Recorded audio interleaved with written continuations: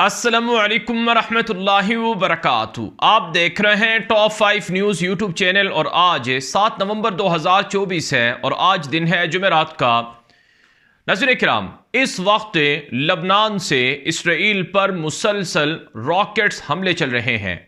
دوسری طرف اسرائیل کی لبنان میں اور غزہ میں جنگی کارروائیاں بڑھتی جا رہی ہیں۔ بالخصوص غزہ کے اندر حالات بہت زیادہ خراب ہیں۔ میرے سامنے خبریں ہیں غزہ سے جن میں بتایا گیا ہے کہ گزشتہ تقریباً 24 گھنٹوں میں غزہ کے اندر کم سے کم بھی جو لوگ مارے گئے ہیں، زخمی ہوئے ہیں یا متاثر ہوئے ہیں، ان کی تعداد 100 سے بھی زائد ہے۔ 80,000 سے زائد ایسے لوگ ہیں غزہ کے جو مسلسل فاقہ کشی میں ہیں، یعنی جن کو 2 وقت کی روٹی بھی نہیں مل رہی ہے، اور غزہ کے شمالی علاقے کا مکمل طور پر محاصرہ ہے۔ بالخصوص جبالیہ کے اندر وہاں پر تو بہت زیادہ ہی ظلم ہے، کیونکہ مسلسل زخمی ہسپتالوں کی طرف لائے جا رہے ہیں اور وہاں پر دھوئیں کے بادل مسلسل اٹھے ہوئے ہیں کیونکہ بمباری ہو رہی ہے، حملے چل رہے ہیں۔ تو یہ کچھ ہو رہا ہے غزہ کے اندر۔ پھر لبنان کا دارالحکومت بیروت ہے اور لبنان کے جنوبی علاقے ہیں جہاں پر حالات بہت خراب ہیں، اور اگر مجموعی طور پر دیکھا جائے تو لبنان اور غزہ میں پچھلے 2 دنوں کے اندر کم سے کم بھی 400 سے زائد لوگ نشانہ بنے ہیں اسرائیلی حملوں کا اور بمباری کا۔ تو ناظرین کرام، غزہ سے جو ایک اور بڑی خبر آئی ہے کہ غزہ سے ایک اسرائیلی فوجی بریگیڈ کو واپس بلایا گیا ہے۔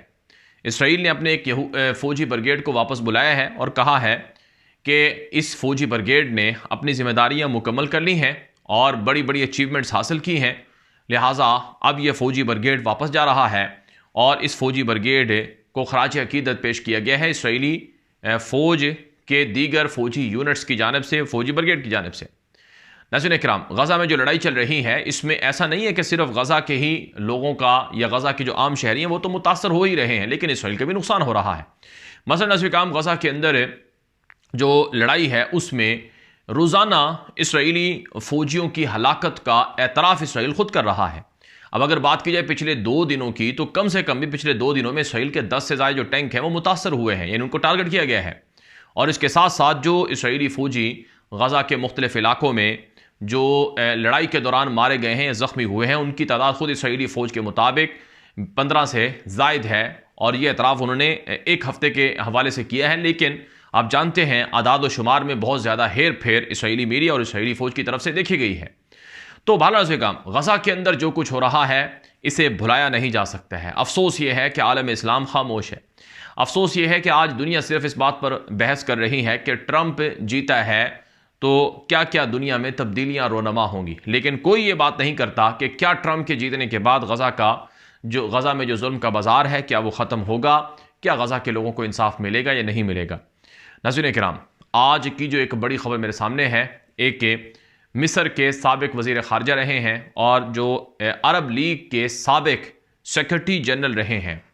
عرب لیگ ہے جو 22 عرب ملکوں کی نمائندہ تنظیم ہے، اس کے جو سیکرٹری جنرل رہے ہیں اور بڑے دانشور ہیں اور پولیٹیشین ہیں، ڈپلومیٹ ہیں، جن کا نام ہے عمر موسیٰ۔ انہوں نے ایک بیان دیا ہے، مصری ٹیلی ویژن کو ایک انٹرویو دیا ہے۔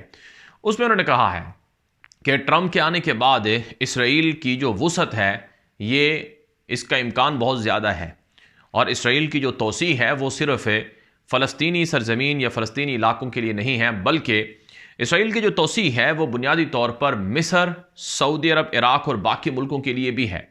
اور ٹرمپ نے اپنی انتخابی کمپین میں یہ بات کہی تھی کہ اسرائیل بہت چھوٹا نظر آتا ہے دنیا کے نقشے میں، تو ہم کوشش کریں گے کہ اس کو بڑا کر کے دکھائیں۔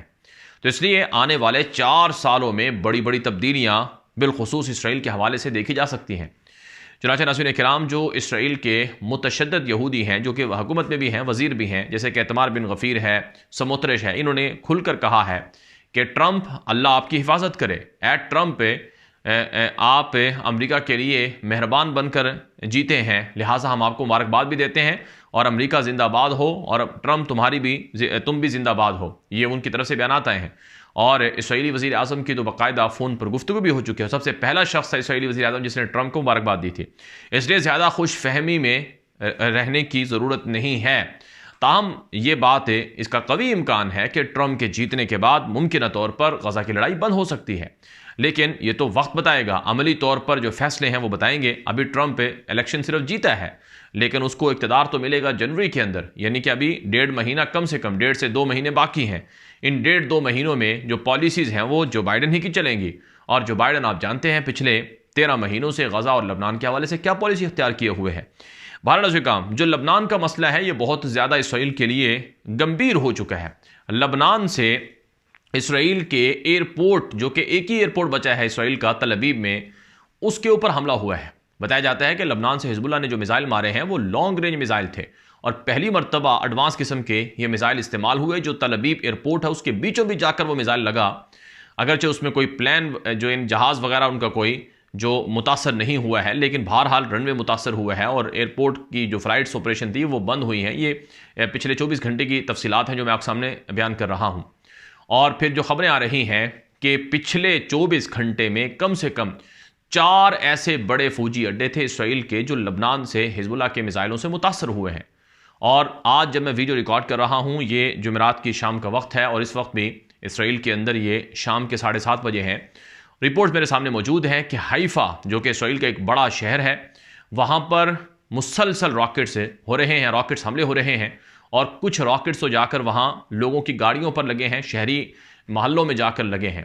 تو بڑا نقصان حیفا کے اندر دیکھا گیا ہے۔ اسرائیل کا یہ دعویٰ ہے کہ ہم نے کئی میزائل روکے ہیں، ان کو گرایا ہے۔ دوسری طرف سے کام جو مختلف علاقے ہیں لبنان کے ساتھ جڑے ہوئے اسرائیل کے، وہ بھی لبنان سے آنے والے میزائلوں سے متاثر ہو رہے ہیں۔ تو پے در پے تواتر کے ساتھ، تسلسل کے ساتھ جو لبنان سے راکٹس ہیں وہ حملے ہو رہے ہیں، وہ رک نہیں رہے ہیں۔ اوسطاً روزانہ کبھی 100، کبھی 200، کبھی 300، اور کبھی 150، کبھی 70، کبھی 80، اس طرح کی تعداد ہے جو روزانہ اسرائیل پر راکٹس یعنی میزائل جو ہیں وہ لبنان سے داغے جاتے ہیں۔ پھر اسرائیل کی فوج کے حوالے سے ایک بیان نشر ہوا ہے کہ اسرائیلی فوج لبنان کے اندر اپنا جو آپریشن ہے وہ بڑھانا چاہتی ہے اور اس میں توسیع کرنا چاہتی ہے۔ اگرچہ اسرائیل کے سابق وزیر دفاع یوآف گالنٹ نے کہا تھا کہ ہم نے لبنان میں حزب اللہ کی صلاحیت اور قوت کو 80% تک ختم کر دیا ہے، اور وہاں ان کی میزائلوں کی صلاحیت ختم ہو گئی، لیکن اس کے باوجود بھی حملے ہو رہے ہیں۔ کبھی ڈرون آتے ہیں، کبھی میزائل آتے ہیں، اور مسلسل اسرائیلی شہریوں کو پریشان کیے ہوئے ہیں۔ اسرائیل کے جو شہری ہیں وہ مسلسل سراپا احتجاج ہیں کہ آخر ہمیں کب ان سے نجات ملے گی۔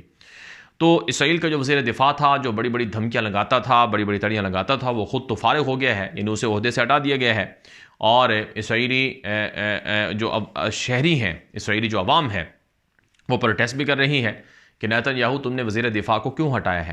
اسرائیل کے اندر یعنی اندرونی طور پر اسرائیل میں کافی اختلافات ہیں، کافی احتجاج ہو رہا ہے، کافی بغاوت دیکھنے کو مل رہی ہے، اور بہت زیادہ پریشانی اسرائیل کے اندر، سوسائٹی کے اندر، معاشرے کے اندر دیکھی جا رہی۔ کبھی یروشلم میں، کبھی تل ابیب میں، کبھی ناظرین کرام حیفا میں، کبھی کساریہ میں، کبھی مختلف جو علاقے ہیں اسرائیل کے کنٹرول میں، فلسطین کے، وہاں پر اسرائیلی جو شہری ہیں وہ پروٹیسٹ کر رہے ہیں۔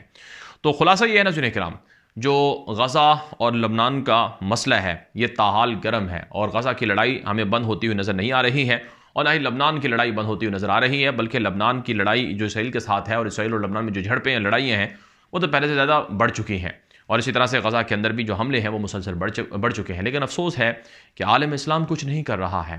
آپ وہ تصویریں نہیں دیکھ سکتے ہیں، آپ وہاں کے لوگوں کی حالت نہیں دیکھ سکتے ہیں۔ اقوام متحدہ کا ادارہ ہے، یہ ہم اپنی طرف سے باتیں نہیں کر رہے ہیں، اقوام متحدہ کے ادارے کہہ رہے ہیں، انسانی حقوق کی تنظیمیں کہہ رہی ہیں، امریکہ اور یورپ کا میڈیا کہہ رہا ہے کہ وہاں لوگوں کے اوپر یعنی عام شہریوں کے اوپر، سویلین کے اوپر بہت بڑا ظلم ہو رہا ہے۔ آخر یہ کب رکے گا؟ کب مسلمان جاگیں گے؟